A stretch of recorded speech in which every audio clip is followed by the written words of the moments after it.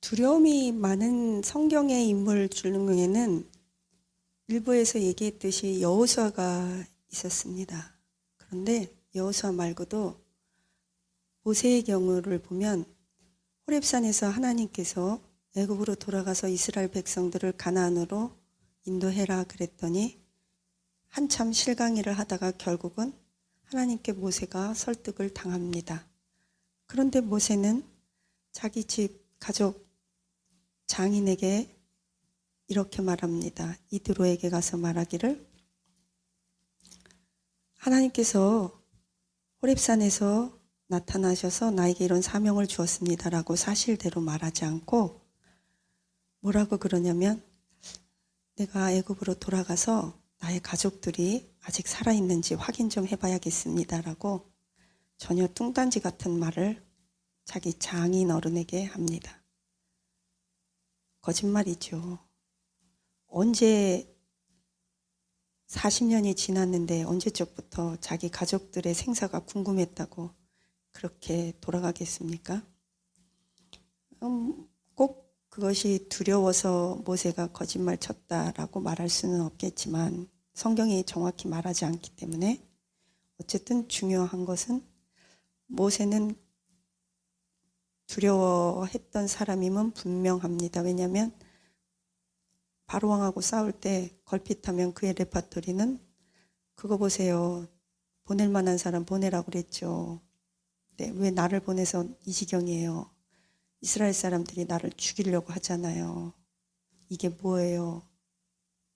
두려워하는 사람들은요, 무슨 일이 생기면 남의 탓하기를 굉장히 잘합니다. 왜냐하면 자존감이 낮아서 그래요. 모세가 자존감이 굉장히 이렇게 보면 초반기에는 낮았어요. 근데 하나님께서 광야의 훈련을 통해서 아주 대단한 인물로 만들어 가셨습니다. 초반기에 모세는 자존감도 낮았고, 그래서 무슨 일 있으면 하나님 탓하고, 그 봐요, 왜 보냈어요?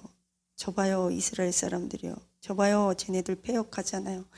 내가 너희들을 위해서 물을 내랴, 반석에서 내랴, 또 그렇게 물론 이스라엘 사람들이 잘못했습니다. 그런데 사람들은 모세가 가나안에 못 들어간 거는 반석을 2번 쳐서 물이 나오게 했다, 한 번만 쳐야 되는데 그건 그렇지 않습니다. 왜냐하면 한 번 쳐서 물 나올 거면 10번 쳐도 나올 거고, 몇 번을 쳤느냐가 중요한 것이 아니라, 시편에 보면 이렇게 말해요. 모세가 여호와 앞에서 망령된 말을 함으로 인하여 그는 가나안에 들어가지 못했다. 그 이유는 그 반석에서 물을 낸 주체가 하나님이신데, 그때 모세가 분노하고 그래서 패역한 이스라엘 백성들 앞에서 너무너무 지쳤을 거예요. 제가 모세라도 너무 지쳐서 그렇게 말했을 법해요, 상황이. 근데 어쨌든 모세도 그렇게 망령되이 말했어요. 내가 이 반석에서 물을 내랴. 그 반석에서 물 낸 사람의 그 물 낸 주체는 하나님인데 나라고 그랬어요. 그러니까 하나님 앞에서 그 사건을 계기로 모세는 불행히도 가나안에 들어가지 못합니다. 어쨌든 두렵고 자존감이 낮은 사람들은 특징이 남 탓하기 잘하고, 사람들 앞에서 자기의 잘못 인정을 굉장히 하는 것이 어렵고 인색해요. 미안해, 알았어 소리를 못해요. 열등감 때문에, 두려움 때문에.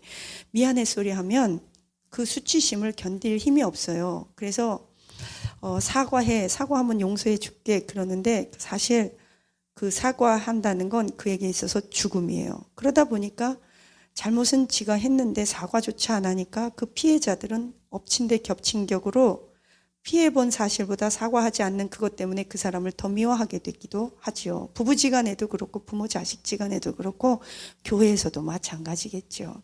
어쨌든 그래요. 두려워하는 사람의 또 특징 중에 하나는, 이 1달란트 가진 사람을 보니까 다른 사람들은 다 2달란트, 5달란트 줬는데 자기만 1달란트 줬잖아요. 그러니까 주인이 다시 와가지고 너 몇 달란트 남겼니? 계산하자 그랬더니, 주인, 당신은 인색한 사람이라 내가 당신을 두려워하여 당신이 나에게 맡겨준 원금 1달란트를 땅에 묻어버렸습니다. 뭐예요? 두려움이 큰 사람은요, 도전 안 해요. 시도 안 해요. 그리고 내가 시샘말로 왜 세상 편은 이러잖아요. 뭐 죽 써서 누구 준다 그러잖아요. 그래서 내가 이렇게 고생해서 너 좋은 일 시키리? 차라리 못 먹는 감 뭐 찔러나 본다 그러나요? 나도 못 먹을 거 너도 먹지 마라. 그래, 네가 나한테 원금 1달란트 준 거 그거 내가 땅속에 묻어 놓을 테니까 너도 그냥 나도 편하다고 너도 그냥 1달란트나 가져가라. 은행에 안 넣어놓는다. 너 이자 못 받아. 너 인색하고 나는 너를 되게 두려워해. 너는 노력 안 하고 그냥 결과만 요구하고 나에게만 못됐어. 그러니까 분노와 두려움이 같이 가는 거예요. 그게 만약에 우리일 경우에는 자기가 하나님으로부터 받은 사명이나 은사를 맥시멈으로 개발하고 맥시멈으로 쓰임받지 못해요. 맥시멈으로 열매 맺지 못해요. 왜냐?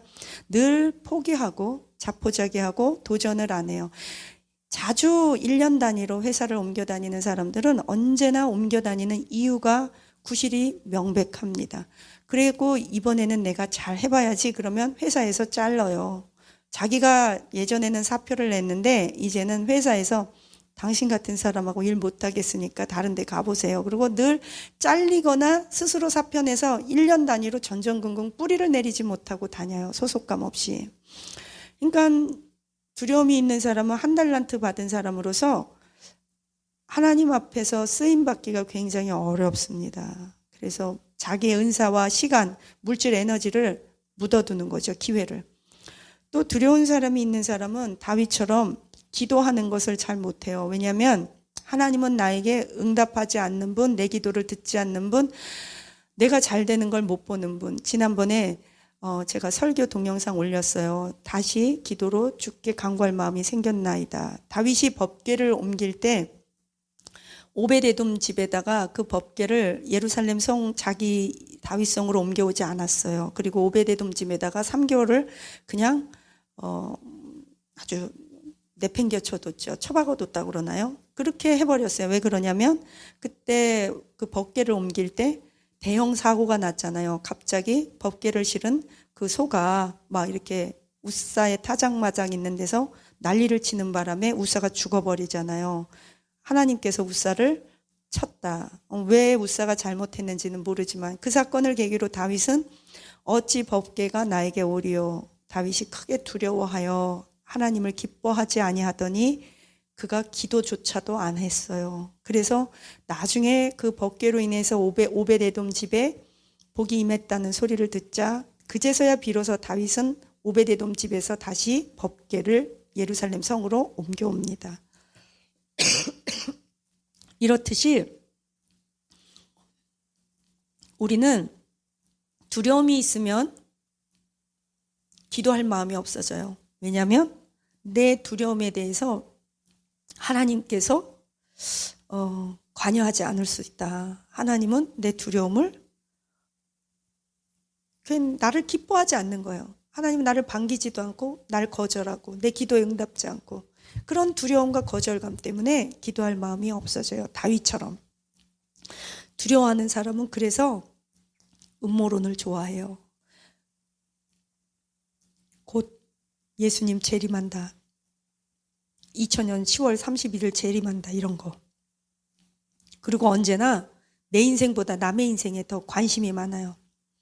사람이 3명이 모이면요. 자기 얘기 안 하고 늘 남의 얘기만 하는 사람이 있어요. 왜 그렇지 진짜 두려워서 그런데 자기는 자기에 대해서는 자기 생활 나는 기뻐 슬퍼 요즘 뭐해 이런 거 말 안 해요.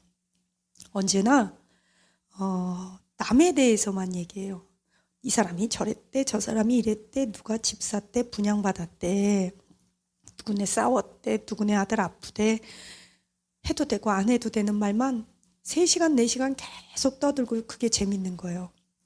그런 얘기를 계속 듣고 나면 영적인 사람은 많이 힘들어요. 그래서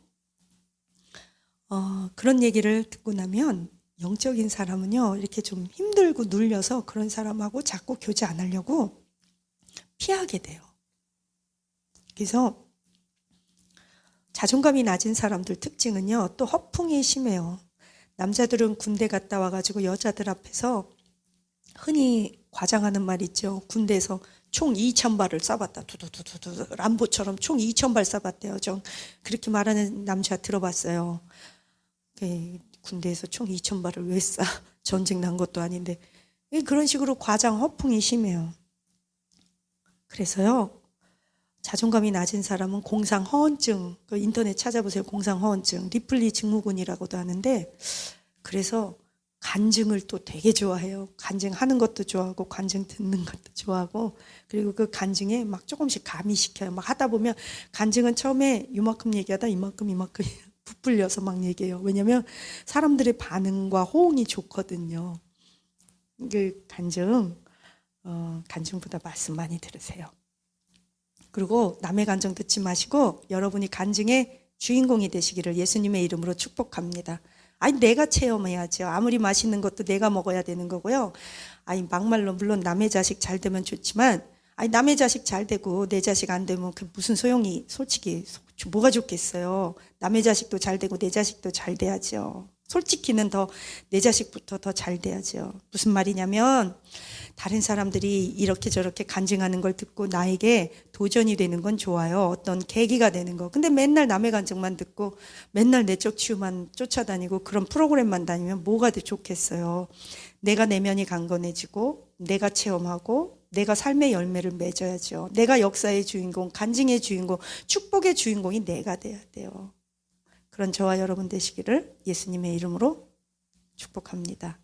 그래서 자존감이 낮은 사람의 특징, 허풍과 과장이 심하다, 사과할 줄 모른다, 늘 남의 탓한다, 남 얘기만 좋아한다, 남의 인생에 관심이 많다, 그리고 자기의 은사를 개발하지 않는다, 기도할 마음을 상실하게 된다, 잘못을 인정하지 않고 음모론을 또 좋아한다, 그리고 전전긍긍하죠.